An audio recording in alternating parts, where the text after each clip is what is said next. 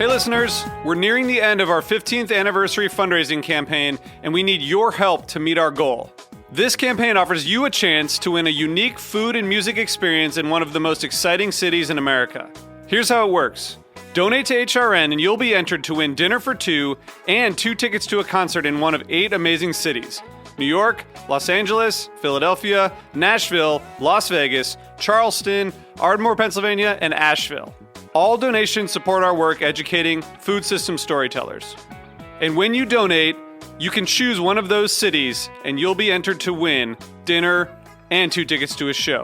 So help us reach our goal and enter to win dinner and a show in the city of your choice. Check out heritageradionetwork.org/15 to donate and enter to win today. That's heritageradionetwork.org/15. Thank you.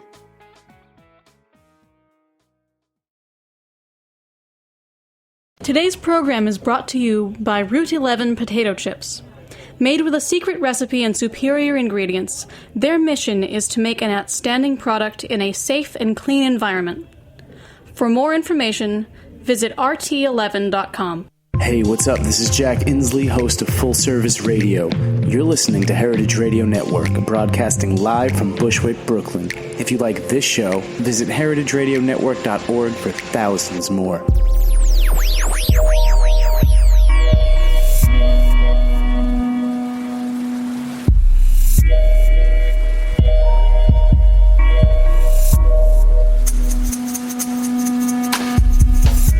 All right. Thank you so much for tuning in to the Heritage Radio Network. You, of course, are listening to the Farm Report, and I'm your host, Erin Fairbanks. Every week on the Farm Report, we take you on a journey through our food system. Off air, I am the executive director of the Heritage Radio Network, and I am really excited about today's show. For those of you who don't know, July is Good Beer Month, and so we thought it would be fun to take a look at the agriculture side of beer. And of course, we could not do a beer show on the Heritage Radio Network without bringing in our very own Jimmy Carbone, who hosts Beer Sessions Radio. If you are a beer fan at all, you have to check out its show. It's live every Tuesday night. Really a treasure trove of the craft beer industry. You can kind of swim the archives for anything you'd ever want to know on beer. And we're going to give you a little taste of him today. He's in the studio with us. Welcome, Jimmy. Hi, Erin. Thanks for having me on the show. And then also joining us by phone, some old friends from who are excited to share their new book with us, The Hop Grower's Handbook. Laura Tennick and Dieter Gehring. Welcome to the show, guys. Nice to be on the show, Erin. So, Lori and Dieter and I all met when I was living up at Flying Pigs Farm for the year. I worked a lot with Lori through American Farmland Trust, a great farmland conservation organization that does a lot of fun programming with us here at the studio. And then Dieter was our all-star photographer for Farm Camp, and I knew about their passion for hops, but I didn't know quite how extensive it was. And so, Dieter, maybe you can tell us a little bit about how you got into the hop scene. Well, it's a long story, but the short of it is I was a home brewer about 28 years ago, and the natural extension of that of the property is to try to grow some hops. So did it as a hobby, and grew some hops up the side of the house, and first, they were hugely successful as a hobby, and about, 3-4 years ago, they started talking about this craft, or, the farmhouse brewery law in New York State, and I was thinking of the possibility of changing careers from being a photographer to going into farming, and I thought hops might be a way to do it, so we started the venture then. That's awesome. And so you guys already live on a farm that has quite a bit of history for the area. Lori, it's your parents' place, is that right? Yeah, well, actually, my family's farm was started by my great-grandfather, and was originally a dairy farm, and over the years transitioned into an apple orchard, which is what it is today. It's called Indian Ladder Farms, and it's in Altamont, New York. And we have a big orchard and pick your own. We grow a lot of different small fruits like raspberries and blueberries. And we have a farm store and a cafe and bakery, and have a lot of public coming here. So a few years ago, my father passed down to Peter and I a section of the farm, and that was when we took ownership of it. We'd been living here already, renting a house, for some almost 25 plus years. And when we took ownership of the land, that's when we got the idea that we needed to sort of start our own farm within a farm. And that's how it all came about. I like that, a farm within a farm. Well, before we move too much further into the hops discussion, Jimmy, I'm hoping maybe you can tell us, for those of us who are beer drinkers, how are we experiencing hops in the glass? I mean, hops gives flavor, and actually, I read the Galley book, the Hop Growers Handbook that you guys wrote, and it's really awesome. It tells. I think I learned more about hop history than I've ever known before. Excellent. It's really great, right? Guys, buy the book. But it definitely, Thanks, Jimmy. it puts flavor in your glass. I mean, I think it's what the whole. I'm sorry, I have a sore throat. It's day 23 of July Good Beer Month, so it's a little. But it puts flavor in your glass, and I think everyone identifies craft beer with hops and an IPA, and I think that's really what took people away from mass-produced commercial beers without any flavor. And so I've met John Siegel from Siegel Ranch, and his family was a long-time New York hop growers as well. In the 50s, they moved out to the Pacific Northwest, and they created the Cascade hop, and from that, Anchor Steam and Anchor Liberty.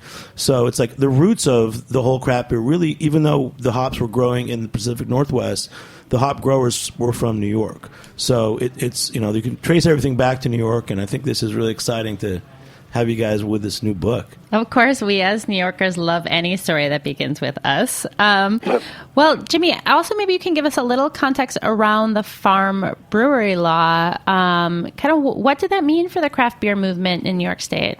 I've been lucky, I think, from having Beer Sessions Radio on the Heritage Radio Network.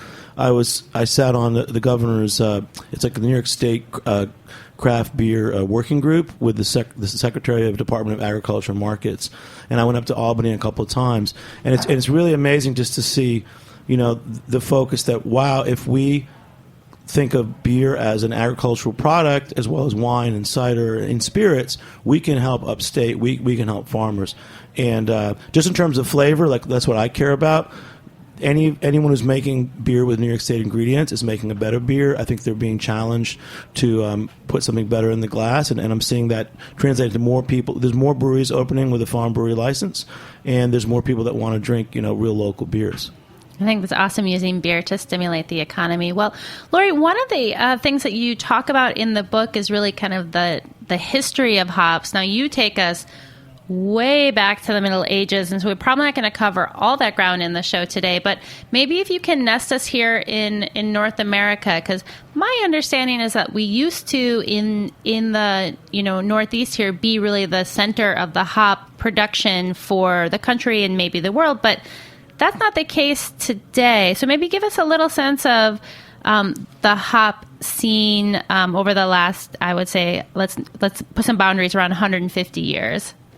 Okay. Well, New York was really the epicenter for growing hops in the United States in the late 1800s. I think it was 1880, 80% of the hops grown in the country were grown right here in New York State. Many of those being grown in the area around Cooperstown. There were 40 acres of hops planted at that time, and they were producing, about 10,000 tons of hops a year at that point. Things sort of started to go downhill from there, largely because, as we know, when you have a really big monoculture, you become vulnerable to all kinds of disease and insects that are attracted to it. And that kind of started to begin. Diseases, fungal diseases like downy mildew, as well as insect infestations like hop aphids, began to be a major problem. And some of the people who were growing in New York State at that time were part of the whole movement of people heading west to begin with. And there was a grower in Otsego who decided to pull up stakes and move out to Yakima, and he took his hop rhizomes with him and planted them out there. And the thing about it, my Dieter and I traveled to Yakima last summer. You couldn't think of a more different climate and place. Where is Yakima? New York to Yakima. Where? Pardon? Where in the country is Yakima? Yeah. Oh, I'm sorry. The Yakima Valley is in Washington State. Cool. And it's a high elevation desert, and there's really almost no rainfall there at all. And all of the water for the plants comes from the Yakima River, which is basically snowmelt coming down from the Cascade Mountains. And the extreme dryness of the Yakima Valley took away a lot of the problems that were brought about by moisture here in New York State. And they were, as long as they had the sufficient water supply, because hops require an enormous amount of water. They had this enormous amount of water they could put in the ground, but none coming from the sky. So it turned out to be a really good environment for hops. And that's how it kind of took off from there. And that is now the epicenter of hop production in the United States. But we are seeing a resurgence here in the Northeast. I mean, can we give you guys some credit for that? Well, I don't know if we can personally take credit. There are a lot of people involved in this, but we'll take a little. Well, Dieter, maybe you can help us understand the hop plant. I mean, I was surprised that they, grow to be upwards of 18 feet tall. They take over 3 years to reach kind of production stages. So maybe you can give us a little sense of okay, I'm moving up next door to you guys, and I want to start my own hop operation. What does that kind of look like, and what kind of time frame am I in for? Well, you're in for kind of a long time frame. You're in for a rather large financial investment to get the infrastructure up for putting up any kind of commercial hop yard. The hop plant's a perennial. It does take about 3 years to get to full maturity. You will get some cones for making beer the first couple of years, but it really takes off. People that the way I explain it is people that are already in the apple orchard business or grapes. They're kind of set up for this kind of growing this type of plant. You have to have a very robust trellis system. If you let a hop grow, it'll grow to 30 feet tall. Whoa! Yeah, so so most trellising is between 18 and 20 feet. That's just you get good production at that height, and from a practical standpoint of equipment and so on for harvesting, you don't want to be much higher than that. And also, since I'm afraid of heights, I try to keep my yards between 16 and 18 feet. So maybe I'm losing a little production, but, it's worth it to me. You have to have a good source of water.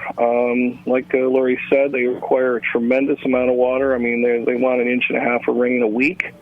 You have to have a good way to supply nitrogen to them. They're a very, very nitrogen intensive plant, and they require a fair amount of care, as we found out. It's one of those things like, if you grow tomatoes as a hobby, boy, you grow some beautiful tomatoes. Well, then try to farm them and sell them to the farmer's market, and all of a sudden you discover that it's farming, and you get disease pressure, and you find out all the problems along the way, and then that was part of the reason that we ended up writing the book, was because when we were out there trying to find out, oh my God, what is this insect that's eating everything? And you'd go to the internet, and as you do for everything, you can find it, and our main source at this point is information from the Pacific Northwest. Well, eating plants and destroying them a couple of years ago were Japanese beetles. So we went to the manual from Oregon State University, and we looked it up, and there was no page for Japanese beetles, and we inquired about it. Wow. And that's because they don't have them. So you guys are in many ways writing some of the first resources that have ever been published for hops in this area. Well, I think what Lori was able to do was to really pull everything together. From the University of Vermont has been kind of a leader in this. They started early on, and Cornell has been at it for a while too. But she did a great job of putting it all in one place, where you can just pick this up as Steve Miller from Cornell kind of called these as kind of a cookbook, and there never has been for hops. Well, in that kind of cooking space, actually, Lori, I wanted to ask you, you did include a little bit of info on like other maybe ancient uses for hops. And I'm wondering if you can tell us a little bit about hops making you sleepy or brewer's droop. Yeah,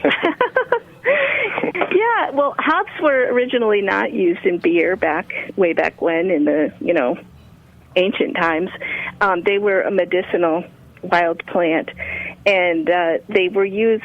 There's a lot of really strong chemical compounds in hops, and when you smell hops in the beer, you smell that really intense odor.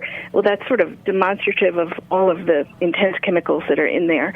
And there is a compound in the hop that is a soporific, which means that it makes you sleepy.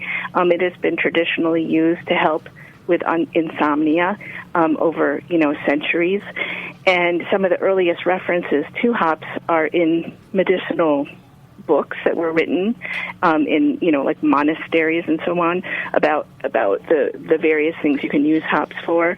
They also have a compound that is very similar to estrogen, and for that reason they are can be used medicinally to relieve some of the symptoms that women may experience, with irregular estrogen, for example, during menopause.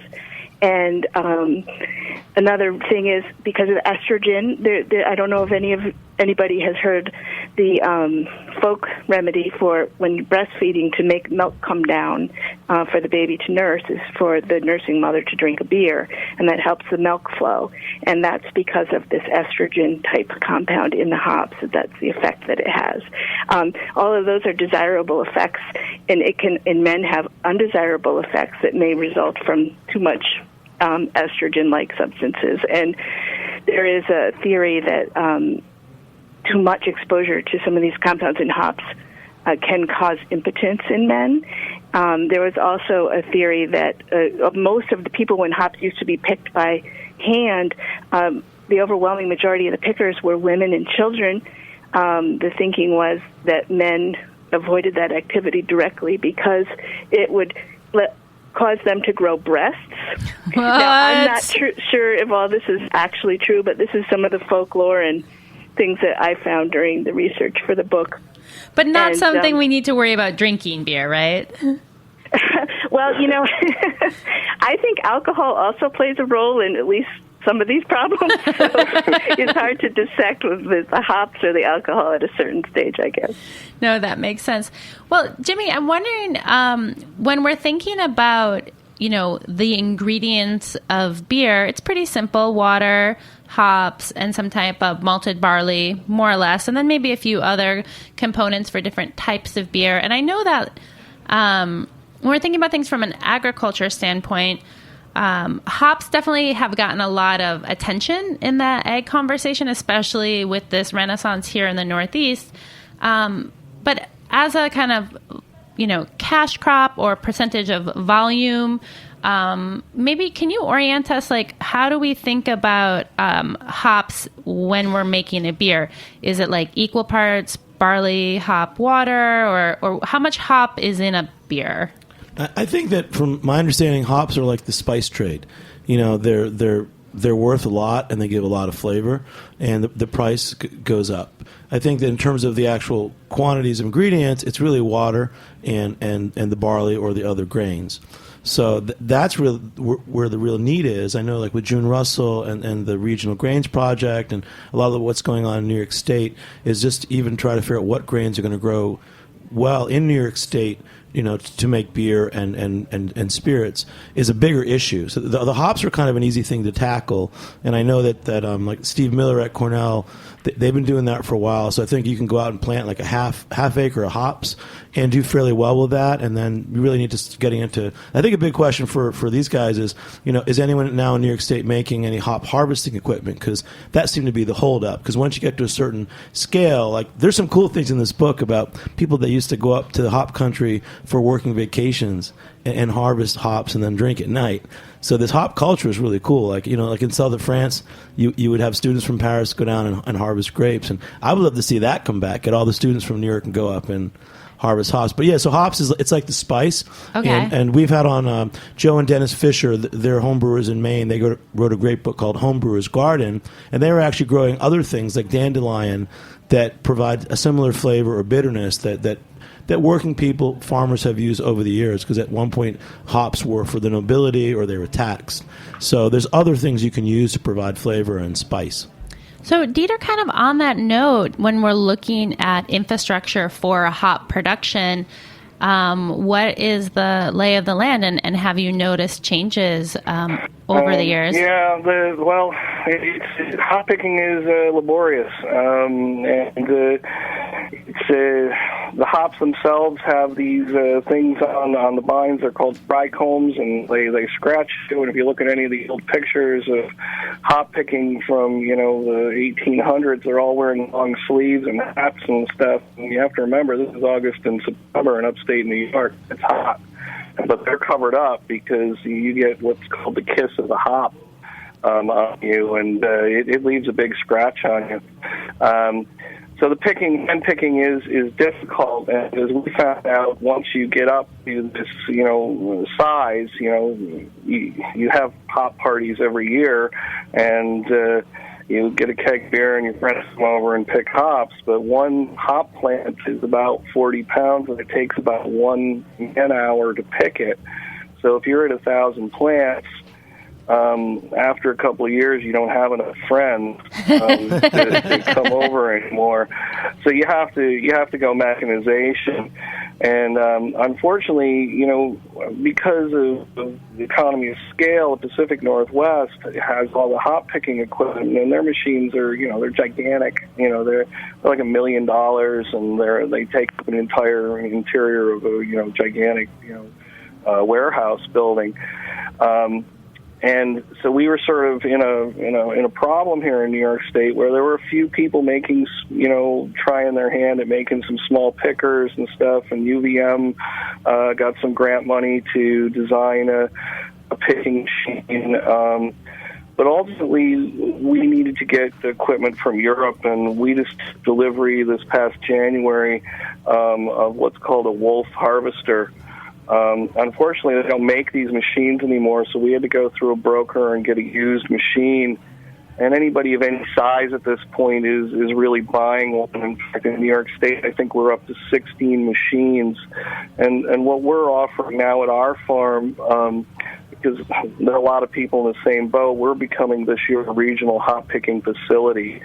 Hops need to be picked right away. So when you cut them, you have about an hour from the time that they leave the yard to being processed and picked and put in the dryer, or they become unstable. And so we've got about 10 farms, I think we're up to now, because everybody planted hops 2 and 3 years ago. Well, now if you put in a half acre of hops or better, you have a problem if you can't pick them and dry them. So there are a lot of people, counting on us. And I know that there's a picking facility in Oneonta that has 2 wolves, and the person who bought the sister machine of ours is out in Syracuse, and they've got about 10 farms looking to get them going too. Wow, that's so interesting and so similar to what we hear from other types of agriculture, whereas one of the byproducts as things continue to consolidate and farms get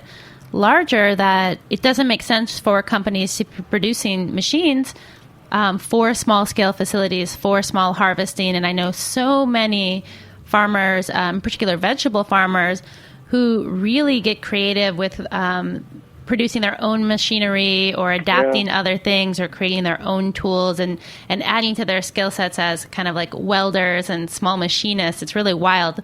Right. Well, like our hop harvester is from 1973. Older than me. And we're also growing barley here on the farm, but we're only doing it on a very small scale. And because we're in Albany County, we don't have a lot of farms anymore around us. And so any of the bigger farms, the combines are too big to transport over the road to get to us. So, but we're dealing with antiques. So we have a 1948 combine and we have a 1962 combine that are small enough that we can pull behind a tractor. So our hop harvester is really our newest piece of equipment at 73. That's wild. We are gonna. I'm gonna ask you guys to hold tight for just a second. We're gonna take a short station break and we will come back with more hop talk. So hang tight.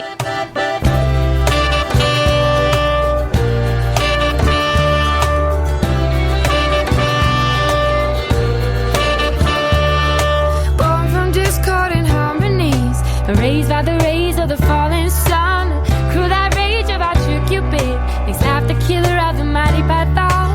So we're typical to Tripoli, ignites our heart and turns the other tail. This is Odetta Hartman. The song is called Daphne and Apollo. We will be right back.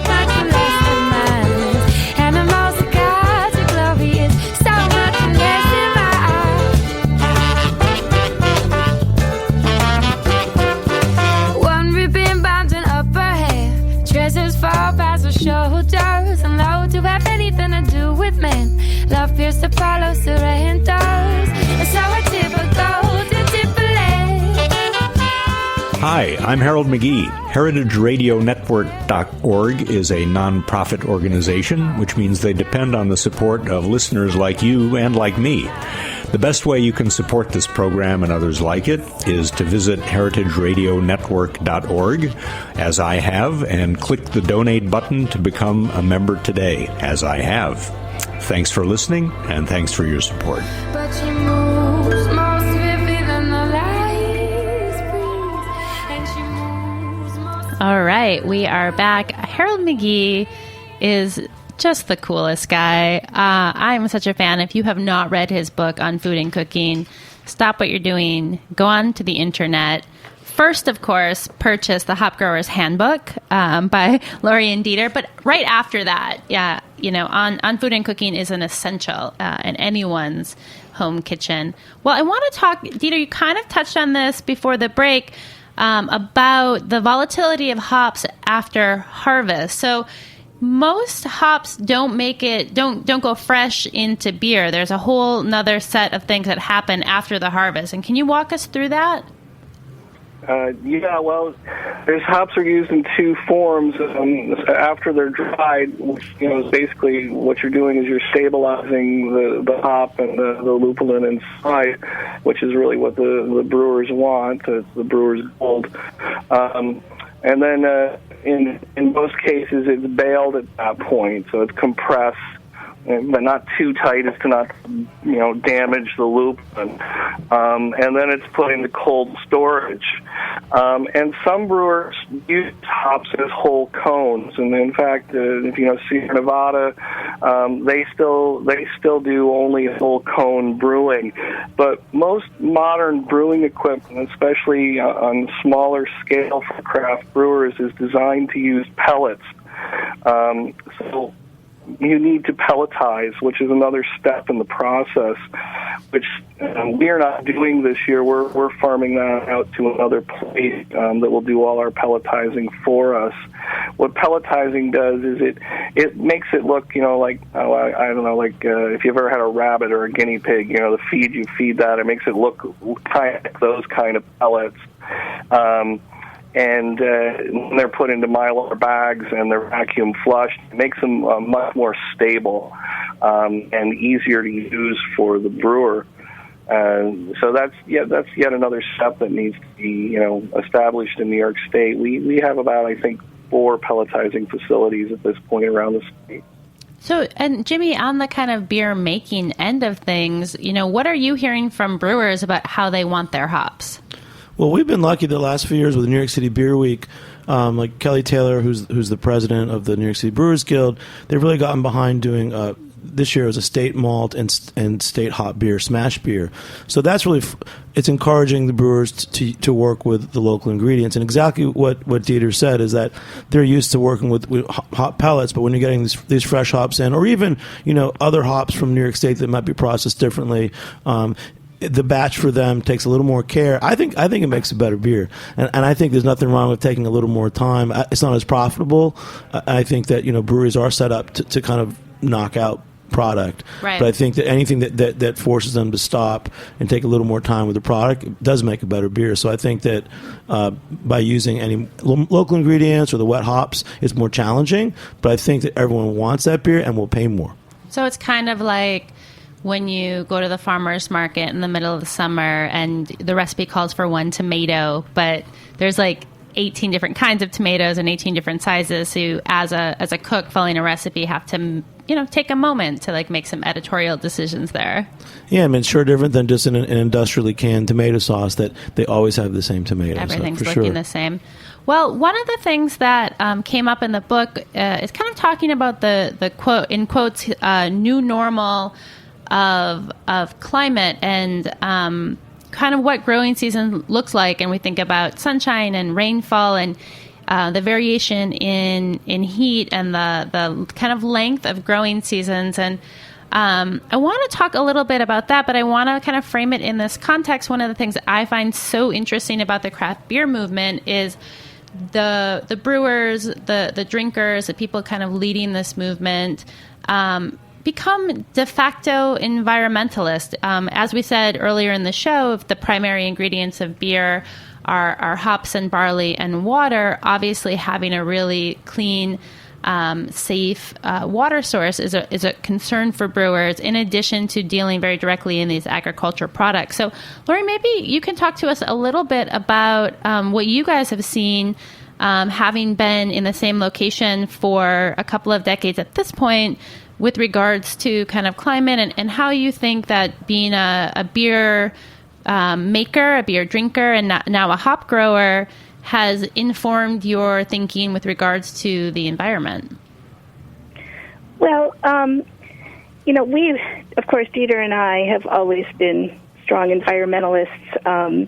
One thing I think is interesting in farmers in general, conventional farmers aren't always necessarily considered environmentalists, but in fact, to a certain extent, many of them really are, because, as you say, farmers are relying on the quality of the water and the soil to produce their crops.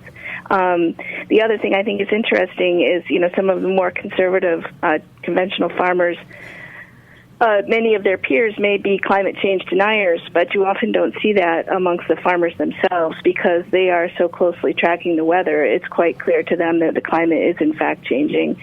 And originally farmers said, oh, well, global warming is a good thing because we're going to have a longer growing season, and for farmers in the Northeast, that's going to be economically a good thing. But we've all seen in the past several years that what's really happening is the severe weather patterns that are coming with the incremental warming of the climate, and that's what's really causing big trouble for farmers.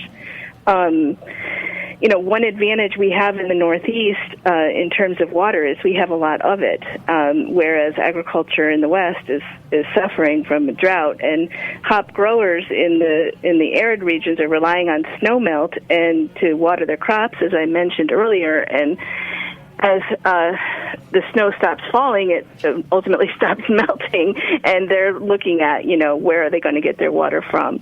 There's so many things in agriculture, in one way it's good, in another way it's bad. Here we have a lot of water, but some of the severe rainstorms we've been getting are just really challenging for hop production. I mean, we will sit down and get 2 inches of rain in half an hour, and, they say there's a thing about hops where they like to drink a lot of water, but they don't want to be wet. And for a lot of standing water to be on the leaves of the hop plant is a very dangerous situation, because that's when the fungal diseases move through water, particularly downy mildew, moves along the surface of the plant through the water and takes that opportunity to infiltrate the plant. And that's one of the most serious diseases that we're facing here in the Northeast with the hops. So, that's kind of a long, rambling statement about water, but there's a lot of different ways to look at it and ways it's impacting us.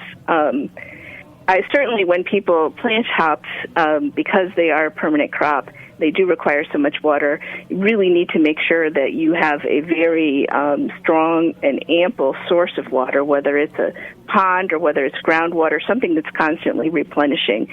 And this is a major issue for farmers everywhere, but particularly for hop. For hop growing, yeah. Well, Jimmy, anything to add on that note? I mean, as beer brewers and beer drinkers playing a role in our agricultural landscape? Yeah, I think that, people want to drink flavor, but they have a sentiment about wanting to support local. But I think what's really cool is that even up around you guys, there's some new breweries that are really great. Maybe we can talk about the beer scene up there. I know you've got Suarez Family Brewing and From the Ground Brewing, and you guys at Indian Ladder. I mean, that's exciting that there's breweries springing up around, where you guys are growing hops, malt, and if there's any malt facilities too. Yeah, what are you seeing? We're hoping there's going to be a malt facility. Right now, we're driving 2.5 hours to have our stuff malted, so it's we'd like to have something local. But we're very excited about some of the other breweries that are coming on. The Suarez Family Brewery, we're good friends with them, and we were just talking with Dan last week, and he wants us to grow buckwheat for him. So hopefully we'll be able to do that for them. Lots of experimenting. Well, on that note, why don't you tell us a little bit about some of the beers that you guys are producing? Well, we're just in the experimental phase. We don't have our licensing yet. We're very close, apparently, but we're probably, for the most part, going to work on sours and fruit beers. That we are on a 300-acre apple orchard with raspberries, blueberries, and strawberries, and all those. So we're working on those kind of things, and of course we'll have IPA as well, because we are a hop farm. But we've been doing a lot of experimentation with that, and we've been actually experimenting because we're doing cider as well, because we do have a cider press on the farm.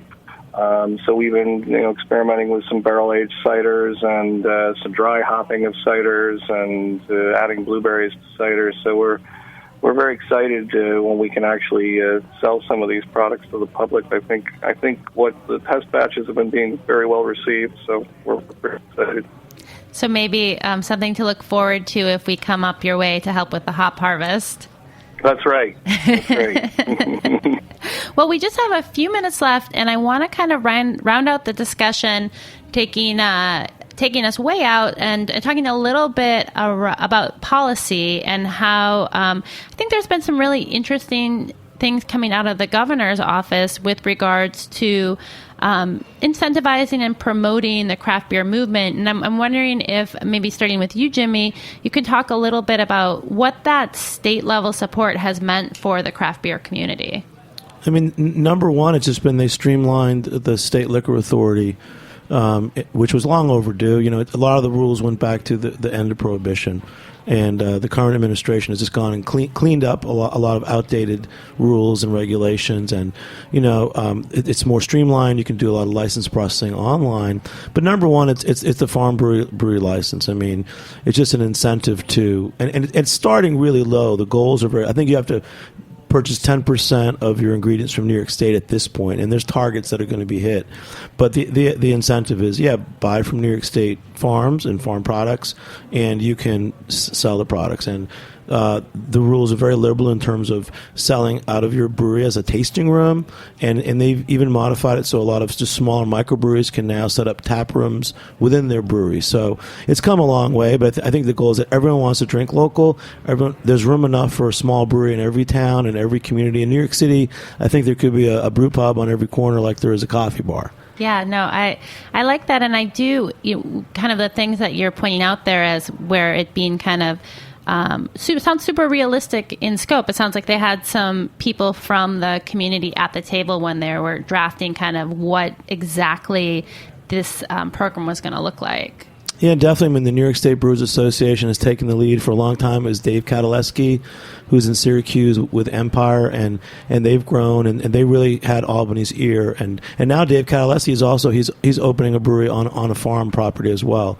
So everyone's walking walking the talk, right? Yeah. Well, walking the walk. Turning it over to, I think we'll turn it over to you, Dieter, and then Lori. And what I would love for you guys to share is, I know, Dieter, you had mentioned you are, waiting for some licensing, but if there's other areas that kind of state policies are making your work easier or harder, and then handing it over to Laura to kind of wrap us up, because I know you work so closely with American Farmland Trust, and how that organization's work might kind of dovetail into creating a better beer industry here in New York State. But Dieter, we'll start with you.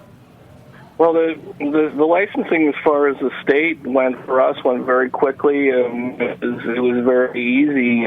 We sort of got hung up a little bit in the licensing with not the license, it was the permit to manufacture cider and beer, because in some cases the state is more progressive, changing the laws, and the federal government has.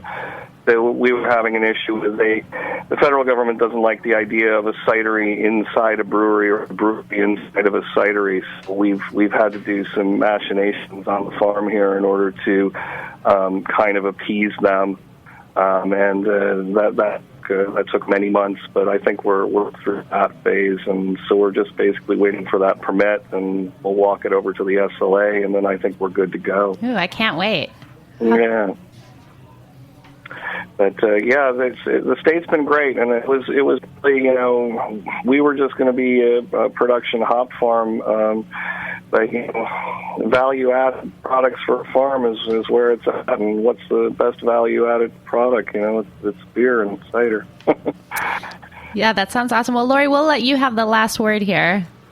Oh, okay. Well, I think in terms of Governor Cuomo's relationship to agriculture, it's been interesting to see it develop over the years. He's essentially an urban person who hasn't spent a lot of time on farms. I think the most time I've seen Governor Cuomo on farms was during situations like Hurricane Irene, when he was on farms that had been devastated by severe weather, and that was part of his sort of evolution of his thinking, and that in Superstorm Sandy, about publicly acknowledging that climate change is happening. In terms of his approach towards agriculture, I think everything is really seen through the lens of economic development, and agriculture is really the activity that lies at the foundation of all economies around the world, and this one is no different. So I think that it makes a lot of sense. Helping agriculture through fostering economic development is a natural fit, and this was what the Farm Brewery Law has done. It's sort of, Cuomo has focused on the intersection of agriculture, economic development, and tourism, and I think that this craft beverage and farm-based beverage industry is something that's going to work extremely well. I see huge potential, even internationally for these products coming out of New York State. Awesome. Thank you. Thank you guys so much. It's been such a pleasure having you on. Thanks you, Aaron. For having us. Thanks, Aaron. So I know you guys are going to want to follow up more with these amazing guests. You can find Jimmy here on the Heritage Radio Network every Tuesday night as host of Beer Sessions Radio. Also follow him on Twitter at Jimmy Pot and Pan. And any other recs for July Beer Month, Jimmy? What should people be putting on their calendar? Well, it's winding down. Next Wednesday, big part of July Good Beer Month is recognizing the small independently owned craft beer bars in the area. So on July 29th at Jimmy's number 43, we're going to give out the 7th annual Good Beer Seal Awards. And on July 30th, Edible Manhattan, Edible Brooklyn hosts their annual Good Beer event. And I do want to give a little shout out to the Good Beer Passport. Definitely, if you are in the New York City area, Google that. A really cheap way. I think it's like $37 for 35 pints of beer at great breweries and bars all across the boroughs. And they're making a donation to Heritage Radio Network, and too. They're supporting us. Good so Beer Passport. Drink beer and support Heritage Radio Network. Duh. Also, of course, check out this amazing book by Lori and Dieter. It's called, again, The Hop Grower's Handbook, the Essential Guide for Sustainable Small-Scale Production for Home and Market. Brought to you by Chelsea Green, one of my favorite publishers to to work with. And you can find it wherever great books are sold.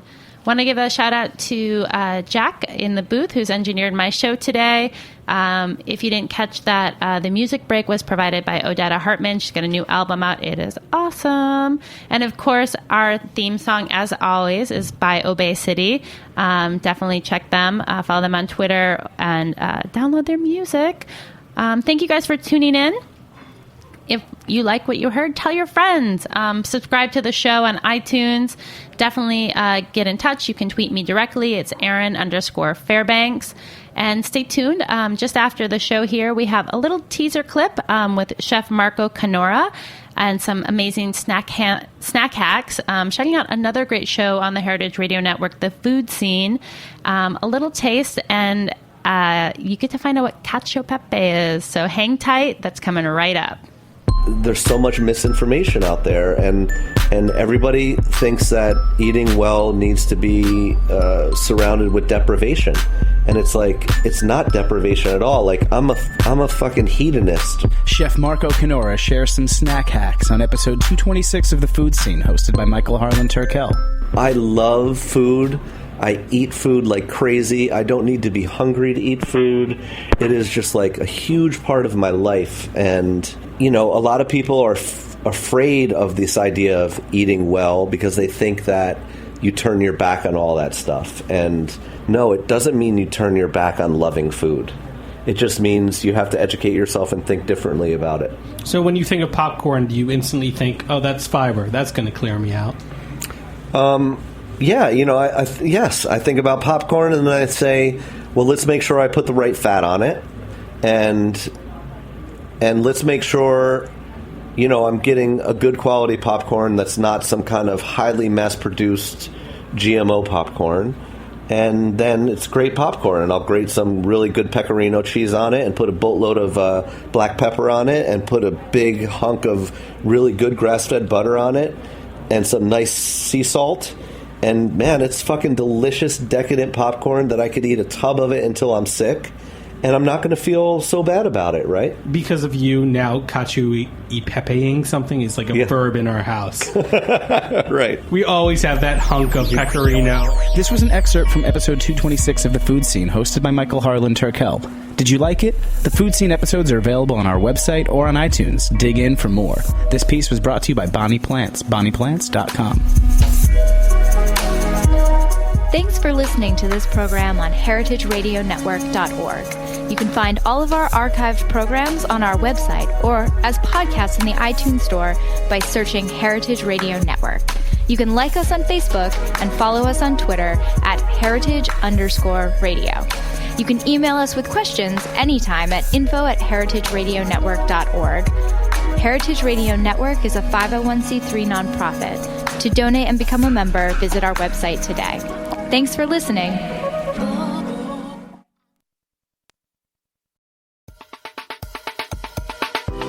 I want to tell you about a new podcast called Amuse News. Publishing multiple days a week, Amuse News is your source for food news, interviews from around the food world, and more. On the show, we'll be engaging with food storytellers, from chefs to advocates to people working in the field, and many more. Find Amuse News wherever you get your podcasts.